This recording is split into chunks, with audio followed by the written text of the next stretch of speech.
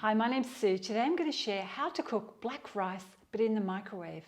I recently shared a video on how to cook black rice on the stove, but today I'm going to do a simple way in one bowl and in the microwave. So first step is grab a bowl that you can pop in the microwave, and in here I've got my black rice. Black rice is high in fibre and really nutritional or nutritious. So it's 1 cup that's going in there, which is 175 grams. And I'm going to just soak it in water for 10 minutes. That's 405 grams or just under 2 cups.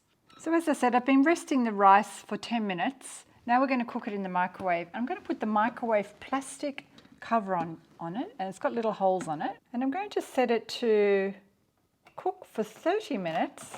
I tasted the rice. It's kind of a bit chewy still. I'm going to let it just sit here on the bench with this plate on it and let it cool down completely before I store it in the fridge. I usually cook it the day before I want to use it, and the steam with the plate sitting on top will just make it go a little bit more moist. Tomorrow I'll use it and I'll cook it in a stir fry, or if I don't get around to using it, I can just pop it in the freezer.